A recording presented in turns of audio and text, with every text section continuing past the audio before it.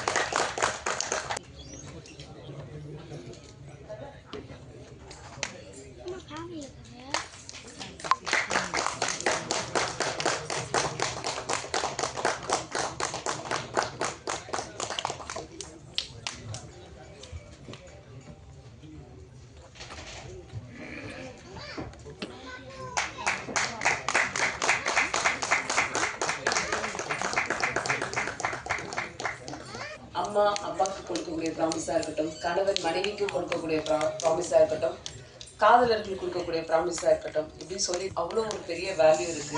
அப்படி ஒரு வேல்யூவான இந்த விஷயத்த கதையின் மையமா வச்சு ஒரு படத்தை தயாரிச்சிருக்காங்க தயாரிப்பாளர். சமீபத்தில் வந்த புதுமுதல் நடித்த மாயாபிம்பம் வரைக்கும் ஆர்ட் கிரியேஷன் சார்பில் நாகராஜ் தயாரிப்பாளர் அவர்களை இப்போது வரவேற்புரை வழங்க அன்புடன் அழைக்கிறோம்.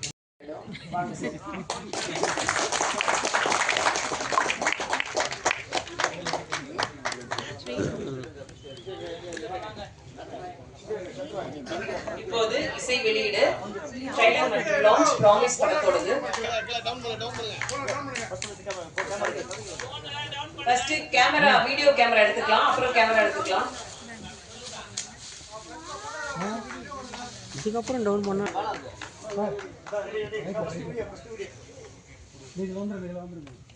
Video first.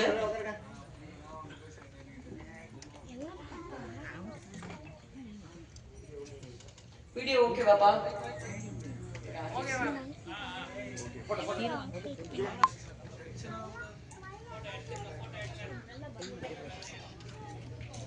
தேங்க்யூ, நன்றி. வாங்க சார், பேரண்ட்ஸ் சார் ஏதாவது கொஞ்சம் வந்து பேசி படத்தை கொஞ்சம் தூக்கி நிறுத்துங்க சார். நன்றிங்க. இங்கு வருகை தந்த விருந்தினர்கள் திரு தயாரிப்பாளர் கே ராஜன் அவர்களுக்கும், இயக்குனர் திரு இயக்குனர் நம்பிக்கையும் கொடுத்த என் தந்தையும் பாசத்தையும் பண்பையும் அளித்த என் தாய்க்கும் நான் நன்றியை தெரிவித்துக் கொள்கிறேன். என்னோட சகோதரர்கள் அனைவருடைய உழைப்பாலையும் துணையாலையும் நான் இந்த படி எடுத்து வச்சுருக்கேன். ஆவதும் பின்னாலே அழிவதும் பின்னாலே நிறைய தடவை கேட்டிருப்போம். என் வாழ்க்கையில் என் சரிபாதி என் மனைவி என்னை சரியாக புரிஞ்சு நல்லபடி எல்லா நேரங்களையும் எனக்கு உறுதுணையாக இருந்திருக்காங்க. சொல்லணுன்னா 2023 திரு இயக்குனர் அருணும் அவருடைய நண்பரும் கார்த்திக்கும் என்னை சந்திக்க வந்தாங்க. வேலூரில் ஒரு சின்ன கேஃபேல பார்த்து பேசிகிட்டு இருந்தோம். அவங்க இந்த படத்தோட ஒரு ஒன்லைன் அப்படின்னு சொன்னாங்க. கதை நல்லா இருக்குது, புதுசாக இருக்குது, செஞ்சால் நல்லாயிருக்கும் அப்படின்னு சொன்னேன். அதுக்கு அவங்க வந்துட்டு இது நீங்கள் தான் தயாரிக்கணும்னு நாங்கள் எதிர்பார்க்குறோம், அதுக்கு தான் வந்து இங்கே உங்கள்கிட்ட பேச வந்தோம் அப்படின்னு சொன்னாங்க. எனக்கு இது முதல் படம்னு யோசிக்கிற மாதிரி விஷயன்றதுனால நான் வந்து துணிச்சலாக அதை உடனேன்னு சொல்லிடல. சரிங்க நான் யோசிச்சு சொல்கிறேன் அப்படின்னு சொல்லிட்டு ஒரு 6 மாதங்கள் கடந்திருக்கும். அதுக்குள்ளே வந்து சரி என்னோடய மனைவியோட நான் பேசினேன்.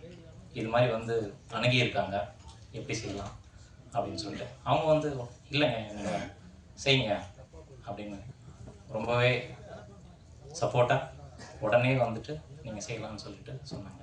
அந்தளவுக்கு மனைவின்றது ரொம்பவே முக்கியமான பாத்திரம் வாழ்க்கையில்.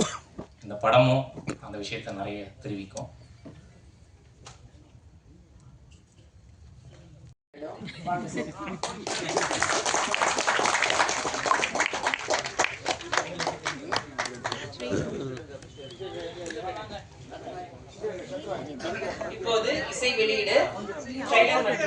ப்ராமிஸ் படத்தோடது.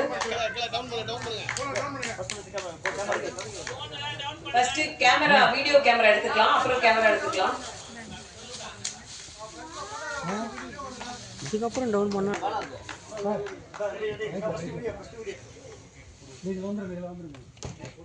Video first.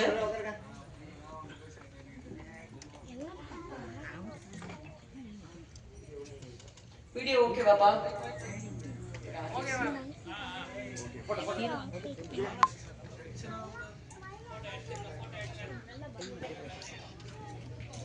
தேங்க்யூ, நன்றி. வாங்க சார், பேரண்ட்ஸ் சார் ஏதாவது கொஞ்சம் வந்து பேசி படத்தை கொஞ்சம் தூக்கி நிறுத்துங்க சார். ஒரு ஹோம்லி லுக்கு, நம்ம பக்கத்து வீட்டில் ஒரு பெண் இருந்தால் எப்படி இருப்பாங்க அந்த லுக்கு கொடுத்துருப்பாங்க. அவங்க டேக் ஆக்ஷன் சொன்னாவே ஸ்க்ரீன் முன்னாடி வந்தாவே நல்லா அமைச்சிருப்பாங்க. அவங்களோட உழைப்புக்கும் அவங்களுக்கு நான் நன்றி தெரிவிச்சுக்கிறேன். இந்த படத்தோட இன்னைக்கு இந்த விழாவோட கதாநாயகன் திரு தீபன், சரவணதீபன்.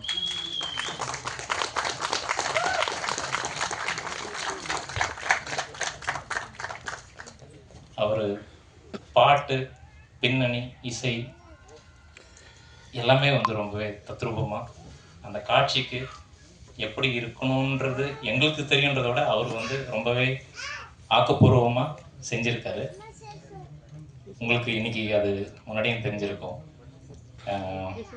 2024 அவர் நாங்கள் இந்த ஃபஸ்ட்டு ஷூட் எடுத்தப்போ பூஜை பண்ணிவிட்டு அவர் வந்து நீ பார்க்கும் பார்வை பாட்டு காரில் போட்டு காட்டினார். அன்னைக்கு கேட்ட பாட்டும் இன்னைக்கு கேட்ட பாட்டும் ரொம்பவே மாறுபட்டிருக்கும். ஆனால் அந்த டோன், அந்த இசை எல்லாமே மெயின்டைன் பண்ணியிருப்பார். ஆனால் அதை இன்னும் மெருகேற்றி இன்னைக்கு உங்கள் முன்னாடி இந்த பாட்டு வந்திருக்கிறதுக்கு காரணம் அவரோட உழைப்பும் அவரோட விடாமுயற்சியும். முக்கியமாக ராப்பகல் பக்கம் வேலை பண்ணிகிட்டே இருப்பார். இந்த சின்ன வயசில் எப்படி இவ்வளோ ஒரு திறமை ரொம்ப வியப்பாக இருக்குது. நீங்கள் இன்னும் நல்லா மென்மேலும் உயரணும்னு வாழ்த்துக்கிறேன். என்ன சொல்கிறதும் சரி, நாங்கள் நம்ம டீம் எல்லாமே குழுவுமே ஒரு கலாச்சாரத்தை பயன்படுத்தலாம், மெயின்டைன் பண்ணலாம்னு சொல்லிட்டு எல்லாருமே இன்னைக்கு வீட்டில் வந்துட்டோம். ஸோ ப்ராமிஸ்ன்னு சொல்லிட்டு ஆங்கிலம் நினைச்சிடாதீங்க, படம் முழுக்க தமிழ் தான் இருக்கும். அதே மாதிரி திரு பாலா அவர் எல்லா பாட்டையும் ரொம்பவே அழகாக தத்ரூபமாக எழுதியிருக்காரு. ஒரு ஆங்கிலமாக கொஞ்சம் சேர்ந்த பாட்டு அது, அதான சாங் தேவையானதுனால அது கொஞ்சம் இங்கிலீஷ் இருக்காது. அவருக்கு நான் நன்றி தெரிவிச்சு கொள்கிறேன். படத்தோட நடன காட்சிகள், நடன பயிற்சி அளிச்சிருக்காங்க. அவங்ககிட்ட பாட்டு எப்படி அமைக்கணும், சரி ஓகே, சுச்சுவேஷன்ஸ் எப்படி, சீன்ஸ் எப்படி, கிராமம் அது மாதிரி எல்லாம் சொன்னப்போ மைல்டாக தான் இருக்கணும், டான்ஸ் ரொம்ப ஹெவியாக வேணாம் அப்படின்னு அவங்களே புரிஞ்சுட்டு பாட்டுக்கு ஏற்ற மாதிரி நடன குழு, அதாவது ஹீரோயினுக்கு ஏற்ற மாதிரி அவங்க பயிற்சி அளித்தாங்க. ஆனால் அவங்கக்கிட்ட என்னன்னாக்கா அந்த அவுட்புட் வர வரைக்கும் அவங்க வந்து ட்ரைனிங் கொடுத்துட்டு தான் இருப்பாங்க. அது மாதிரி அவங்க டே நைட்டு 12 மணி அப்போ கூட வந்து வீடியோ எடுத்து அனுப்பிச்சா தான் அப்போ தான் ஒத்துப்பாங்க ஓகேன்னு சொல்லிட்டு. அந்தளவுக்கு ஒரு உழைப்பாளி அவங்க. படத்துலேயும் அளவாக தான் இருக்கும், டான்ஸ் ரொம்பவே அதிகமாக இருக்காது செஞ்சுருக்காங்க. அவங்களுக்கு நான் நன்றி தெரிவிச்சு கொள்கிறேன். கொடுக்க மாட்டேன்னு சொல்லிட்டாங்க, அது மாதிரி ஆச்சு. நான் அப்புறம் இல்லைங்க சந்தர்ப்பம் சூழ்நிலை, அது வந்து கொஞ்சம் நாள் தள்ளி போச்சுன்னா காஸ்ட்டும் ஏறும், அது மாதிரி அவங்களுக்கு சொல்லி கொடுத்து பணம் கொடுத்தா தான் நான் படம் எடுக்க முடியும் அப்படின்ட்டு செஞ்சது. அவங்க இந்த வயசுல இந்த அளவுக்கு அறிவாக இருக்காங்க, கடமை உணர்ச்சியோடு இருக்காங்க. அவங்களுக்கு வாழ்த்துக்கிறேன், நன்றியும் தெரிவிச்சுக்கிறேன். மேனுஃபேக்சரிங் கம்பெனியும் நடத்திட்டு இருக்கேன், இன்னோவேஷன் அண்ட் டிசைன்ஸ் அந்த ஃபீல்டு இருக்கேன். இப்போது இது மாதிரி வந்துட்டு எப்படி ப்ரொடக்ஷன் அப்படின்னு நீங்கள் கேட்கலாம், அது கேள்வியாகவும் இருக்கலாம்.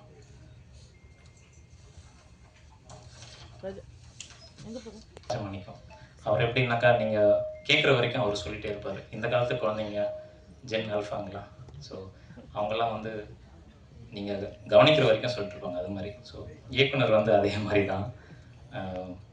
என்னுடைய கவனம் எந்த அளவுக்கு இந்த படத்து மேலே ஆர்வமாக வரணுமோ, நான் அப்புறம் சொல்கிறேன்னு சொன்னாலும் அவர் நல்லபடி ஃபாலோ பண்ணிட்டே இருப்பார். அது மாதிரி அவர். ஸோ இந்த படத்தில் இன்னைக்கு முன்னாடி உங்கள் மேடையில் நான் நின்று இருக்கேன். சிறப்பினர்கள் அனைவருக்கும் மீடியா முன்னாடி நான் நின்று பேசிகிட்டு இருக்கேன். அதுக்கு ஒரே காரணம் அருண்குமார் சேகரன். அவர் என் மேலே வச்சிருக்க நம்பிக்கை, அதே போல் நான் அவர் மேலே வச்சிருக்க நம்பிக்கை தான் இதுக்கு காரணம். அதையும் தாண்டி அவரை நம்பி அவர் கிராமத்துலேயும் அந்த குழுவும் அம்பரீஷ் மற்றும் வேலை செஞ்ச வீரா, சுரேந்தர், அஜய், சந்தோஷ், ஹீரோ, ஹீரோயின் மற்றும் இசையமைப்பாளரோட பணியாற்றிய அனைத்து நல்ல உள்ளங்களுக்கும், டெக்னீஷியன்களுக்கும், பிளேபேக் சிங்கர்ஸுக்கும், டப்பிங் அளித்த அனைவருக்கும், படத்துக்கு நேராகவும் மறைமுகமாகவும் பணியாற்றிய அனைவருக்கும் நன்றி தெரிவித்துக் கொள்கிறேன். இந்த படம் உங்கள் முன்னாடி ஒரு பரீட்சை மாதிரி தான் உங்கள் முன்னாடி வைக்கிறோம். நாங்கள் எப்படி இந்த படத்தை நல்லபடி எடுத்துருக்கோமோ அதே நம்பிக்கையோட உங்கள் தீர்வுக்காகவும் நாங்கள் இயங்கிக் கொண்டிருக்கிறோம். படத்தை பாருங்கள், தியேட்டரில் பாருங்கள். இன்னைக்கு ட்ரெய்லர் ரிலீஸ் வரும். ஏபி இன்டர்நேஷ்னல் அவங்க தான் ஆடியோ செய்கிறாங்க. அவங்களுக்கும் நான் நன்றி தெரிவித்துக் கொள்கிறேன். அதை பாருங்கள், பாட்டு பாருங்கள், லைக் பண்ணுங்கள், படத்தை தியேட்டரில் போய் பாருங்கள். எனக்கு இந்த வாய்ப்பு அளித்த இந்த மேடைக்கும் அனைவருக்கும் வருவீங்க. படத்துக்கு பணம் போட்டது மட்டும் இல்லாம 4 பக்கத்துக்கு கண்டென்ட் எழுதிட்டு வந்து டைரக்டர் பேச வேண்டியது எல்லாத்தையும் நீங்க பேசிட்டு டைரக்டர் என்ன நான் பேச போறேன்னு உங்களை திருப்பி கொடுத்து பார்த்தா பாத்தீங்களா? அங்கதான் சார் இந்த தயாரிப்பாளர் இருக்காரு. ரொம்ப சந்தோஷமா இருக்கு. இந்த காலையை அவ்வளவு அழகா மாத்தி கொடுத்துருக்கீங்க. சீக்கிரம் நிகழ்ச்சியை முடிச்சுக்குவோம். அடுத்ததாக நான் பேச அழைக்கிறோம். படத்துல 5 பாடல் அவங்க எல்லாம் பாடியிருக்காங்க. ஸோ ஒரு புது கம்போசர், நிறைய பெரிய சிங்கர்ஸ் வந்து பாடியிருக்காங்க. அது எனக்கு ரொம்ப பெரிய சப்போர்ட்டாக இருந்துச்சு. ஸோ அவங்க எல்லாத்துக்குமே ரொம்ப பெரிய தேங்க்ஸ். ஸோ அதுக்கப்புறம் வந்து பாட்டு எல்லாத்தையுமே எழுதின என்னோட கவிஞர், என்னோட பாடலாசிரியர் பாலான் தான். பாலானாவ் வந்து என்னோட கெரியரில் வந்து ஒரு முக்கியமான ஒரு ஆள். ஏன்னா அவர் உள்ளே வந்ததுக்கப்புறம் என்னோட பாட்டோட ஒரு சவுண்டிங் மாறிச்சுன்னா நான் நம்புகிறேன். அதை லிரிக்கலாக வந்து ஒரு மேஜிக் பண்ணி இன்ன வரைக்கும் நாங்கள் ட்ராவல் பண்ணிகிட்ருக்கோம். நாங்கள் நிறையா கண்டிப்பாக ஒர்க் பண்ணுவோம். அடுத்த படத்துலேயே அண்ணா ஒரு பாட்டு எழுதியிருக்காரு, அதை அப்புறம் சொல்கிறோம். இந்த இவ்வளோ குவாலிட்டியான மியூசிக் வந்திருக்கு. ஸோ இது வந்து என்னால் மட்டும்தான் நினச்சிங்கன்னா கண்டிப்பாக இல்லை. என்னோட டீம் இருக்காங்க. அண்ட் சஞ்சீவ் அண்ணா, ஸ்டீவ் சார், உங்கள் ப்ராமிஷனோட நான் கொஞ்சம் மேடிக் கூப்பிடணும் ஆசைப்பட்றேன் சார். நைட் ஷூட் போயிட்டு காலையில் வேலை பார்த்துருக்கான் தம்பி. ஸோ இவர் வந்து ஸ்டீவ் என்னோட மிக்ஸ் இன்ஜினியர். எல்லாம் என்னோட தாரகை சாங்கோட ப்ரோக்ராமிங் எல்லாம் அவர் தான் பண்ணார். ரொம்ப பெரிய சப்போர்ட்டாக இருந்திருக்காரு எனக்கு. இவர் சஞ்சீவ் அண்ணா தான். டீபாக்கும் பாட்டு சாங்ஸோட ஸ்ட்ரிங்ஸ் அரேஞ்ச்மெண்ட்ஸ் எல்லாம் அண்ணா தான் ஹேண்டில் பண்ணார். உதயகிரன் சாங்ஸோட ஸ்ட்ரிங்ஸ் அரேஞ்ச்மெண்ட்லாம் அண்ணா தான் ஹேண்டில் பண்ணார். ரொம்ப பெரிய லாஸ்ட் மினிட்ல வந்தாலும் ரொம்ப பெரிய ஹெல்ப்பாக எனக்கு அமைஞ்சது. ரொம்ப தேங்க்ஸ்ண்ணா, ரொம்ப தேங்க்ஸ் தம்பி. டேரக்டருக்கும் சின்ன ஒரு மெமரிஸ் பண்ணணும்னு சொல்லியிருந்தாரு. அப்பா வாங்க போ. அனைவருக்கும் வணக்கம். நாங்கள் கொஞ்சம் சுத்தமாக பேசிக்கிறோம். போயிட்டு இருக்கு அப்படியே. அவங்களோட ஃபங்க்ஷன் அவங்க நிறையா வேலை நீங்கள் தான் பேசணும். அதிகம் பேச வேண்டியதான். தனிச்சு விட்டுருங்க, கட் பண்ணி தூங்க வேணாம். இதான் மேட்ரு. அதை சொல்லிட்டு முடிவுக்கு வர முடியாது. இது என்னன்னா, நம்ம ஜனநாயகத்து படத்துக்கு தான், விஜய் படத்துக்கு தான் அப்படின்ட்டு மற்றவங்க சும்மா இருக்கக்கூடாது. நாளைக்கு நமக்கும் வரும். அப்போ இதுக்கு கொஞ்சம் குரல் கொடுத்து பண்ணணும். தயவுசெய்து ஜனநாயகம் கோர்ட்டுக்கு போயிடுச்சு சார். கோர்ட் போனால் விழுப்புரத்தன் வேணும்ல, எதுக்காக கோர்ட்டுக்கு கேஸ் போட்டிருக்காங்க? அப்போ நாங்கள் எந்த கட் பண்ண சொன்னால் கட் பண்ணல, ஏதோ ஒரு வரணும்ல, மர்மமாகவே இருக்கக்கூடாது. ஜனநாயகம் விரைவில் தணிக்கை செய்து படம் வெளிவர வேண்டும். அதுக்கு நாங்களும் காத்திருக்கோம். நன்றி, வணக்கம்.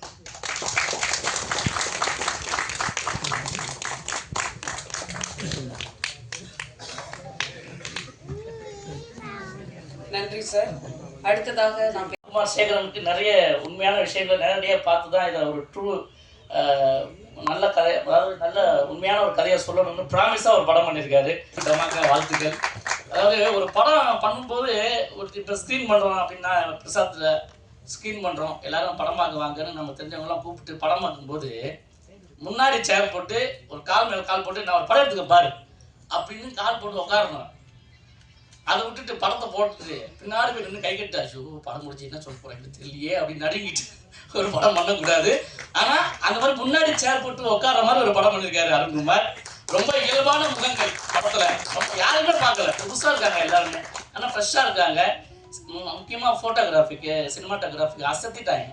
அந்த கடைசியாக மூணாவதாக போட்ட பாட்டலோட இறுதி காட்சி இன்னும் மனசுலேயே எனக்கு இருக்குது. பிரமாதமான ஒளிப்பதிவு. ஸோ பாடலாசிரியர் பாலா ரொம்ப அருமையாக எழுதியிருக்காரு. அது நிறைய தமிழ் வார்த்தைகளை பயன்படுத்தியிருக்காங்க, அது ரொம்ப முக்கியம். சினிமா வந்து சின்ன படங்கள் பட்ஜெட்னாலே போராளிகள் மாதிரி வந்து நின்றுவாங்க. அண்ணன் ராஜன் அவர்களும் சரி, ஜாக்கோ தங்கமாசன் சரி, பேரரசு சரி. ஏன்னா அதுக்கு சின்ன படம் நிறைய கத்த வேண்டி இருக்குது. பெரிய படம் வந்து ஆட்டோமேட்டிக்காக வெளியே இருக்கவங்க கத்திடுவாங்க, அதனால அது ஆட்டோமேட்டிக்காக அதுக்கு பப்ளிசிட்டி வந்துடுது. ஆனால் சின்ன படங்களுக்கு நாம கத்த வேண்டி இருக்குது. எனக்கு எப்படின்னா சினிமாவுக்கும் சீரியலுக்கும் என்ன டிஃப்ரெண்ட் தெரியுமா உங்களுக்கு? அதாவது சீரியலில் வந்து நடிக்கிறவங்களை பார்த்து வீட்டில் இருக்கவங்க அழுதா அது சீரியல், சினிமா எடுத்தவனே அழுதா அது படம். எடுத்தவனே இவ்வளோ சின்ன படங்களுக்குள்ள நிலைமையை சொல்கிறேன். ஸோ ஊடக நண்பர்கள், பத்திரிகையாளர்கள் எல்லாமே நிறைய நல்ல விஷயங்கள் இருக்குது. இதில் கூட ஓப்பனிங்கில் ஒரு நல்ல ஒரு விஷயம், அந்த இதெல்லாம் நீ போட்டிருக்கியா பழக்கமே இல்லையா அப்படின்ற மாதிரிலாம் ஒரு அதாவது இந்த படத்தை பார்க்கணும் அப்படிங்கிற ஒரு நோக்கத்தை சில விஷயமா வச்சுருக்காங்க. ப்ராமிஸாக இந்த படம் நல்லா இருக்கணும் அப்படின்னு நம்பலாம்.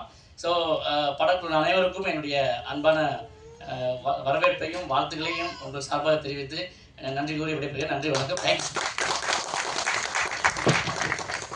நன்றி. அடுத்ததாக நான் பேச அவருக்கும் வாழ்த்துக்கள். ராஜன் சார் வந்து சினிமாக்காகவே வாழ்ந்துட்டு இருக்காரு. அதாவது என்ன உடம்பு சரியில்லாலும் சரி, ஒரு ஃபங்க்ஷன் அழைச்சா வந்துடுவார். அவருக்கு உண்மையிலே எல்லாருமே கைத்தட்டுங்க. அவருக்கு அதுதான் வேற ஒன்றும் நம்ம செய்யக்கூடாது. இந்த கைத்தட்டல் மட்டும் தான் அவருக்கு உற்சாகத்தை கொடுக்கும். ஏன்னா சினிமாவில் அவர் உழைச்சது ஃபுல்லாகவே வந்து சினிமாக்காரவங்களுக்காக, அவருக்காக உழைக்கல. எனக்கு தெரிஞ்சு அன்னைக்கு கிட்டத்தட்ட ஒரு 40 வருஷம் தெரியும். அவர் சினிமாக்காக தான் உழைச்சிக்கிறார், அவருக்காக உழைச்சாருன்னு எனக்கு தெரியாது அவருக்கு. அதுக்கப்புறம் வந்து பார்த்திங்கன்னா எங்கள் சகோதரன் ரஞ்சித், அவருக்கும் அவர் சீக்கிரம் ஒரு படம் ரிலீஸ் ஆகணும்னு வேண்டிக்கிறேன். மேலே இருக்க அனைத்து எடிட்டர்ஸ் வந்துருக்காரா? எடிட்டர் சார் சூப்பர், நல்லா பண்ணியிருக்கீங்க. ஏன்னா நான் அந்த சாங் பார்த்தேன், ரொம்ப நல்லா அற்புதம். அழைப்பேற்று வந்த ஒவ்வொருத்தருக்கும் என் மனமார்ந்த நன்றிகள். அதாவது என்ன மாதிரி புதுமுக இயக்குநர்கள் இங்கே தொடர்ந்து வந்துட்டு இருக்காங்க, அவங்களுக்கு சப்போர்ட் செஞ்சுட்டு இருக்காங்க அப்படின்னா பேரரசு சார் ஊக்குவிச்சு சப்போர்ட் பண்ணிட்டு இருக்காங்க. ஏன்னா இப்போ வந்து பேரரசு சார் நிறைய சொன்னார், அந்த மாதிரி நான் அவங்களுக்கான பெரிய ப்ரொமோஷன்ஸ் இருக்குது, எல்லாமே இருக்குது. எங்களை மாதிரி புதுமுக இயக்குநர்கள், புது ப்ரொடியூசருக்கெல்லாம் வந்து எங்களுக்கு தூக்கி விட ஒரு பர்சன்ஸோ இல்லை ப்ரொமோஷன்ஸோ, நாங்கள் யாராவது ஒரு சின்ன யூடியூப் சேனல் போனால் கூட ஆர்டிஸ்ட் கேட்குறாங்க, இதுக்கு முன்னாடி அப்படின்ற ஒரு அனுபவம் அதெல்லாம் எல்லாமே கேட்குறாங்க. ஸோ அப்படி எங்களுக்கு ஒரு அடையாளத்தை தொடர்ந்து எங்களை மாதிரி வரக்கூடிய எல்லாருக்குமே ஒரு அறிமுகம் கொடுத்துட்டு இருக்கு. அவங்களுக்கு என்னோட மனமார்ந்த நன்றி சார். தொடர்ந்து நீங்கள் இதை செய்யணும். நம்ம மண்ணை பொறுத்த வரைக்கும் தமிழ் சினிமா அப்படின்றது ஒரு பொழுதுபோக்கு மட்டும் இல்லை, அது ஒரு உணர்வு, ஒரு வலி, ஒரு பல நினைவுகளின் கனவு, தியாகங்கள், இது எல்லாமே பிரதிபலிக்கக்கூடிய ஒரு ஒரு படம். அந்த படம் நம்ம லைஃப்லேயும் கனெக்ட் ஆகும். ஸோ அதனால தான் நம்ம தமிழ்நாட்டில் அந்த படத்துக்கான அவ்வளோ கொண்டாடுறாங்க. அது நல்லா இல்லைன்னா அவ்வளோவும் நல்லா இல்லைன்ற விமர்சனங்களும் வைக்கிறாங்க. ஸோ அந்த படம் வந்து எல்லாருக்குள்ளேயும் ஒரு கலந்த ஒரு விஷயமாவே நம்ம பார்த்துட்ருக்கோம். அதுதான் என்னை ஈர்த்தது. அதாவது சினிமாவில் நான் இப்படி பண்ணணும் அப்படி பண்ணணும் அப்படின்றதெல்லாம் இல்லை, நான் மீடியாவில் தான் வேலை பார்த்துட்டு இருந்தேன். ஒரு 2015 வேலை பார்த்துட்ருக்கேன். 2021 ரிசைன் பண்ணிவிட்டு இந்த கொரோனா டைமில் கிளம்பிட்டேன். ஸோ அங்கேருந்து ஒரு சின்ன ஷார்ட் ஃபிலிம் பண்ணி, ஒரு ஃபைலர் ஃபிலிம் பண்ணி இந்த இடத்துக்கு வந்து நிற்கிறேன்.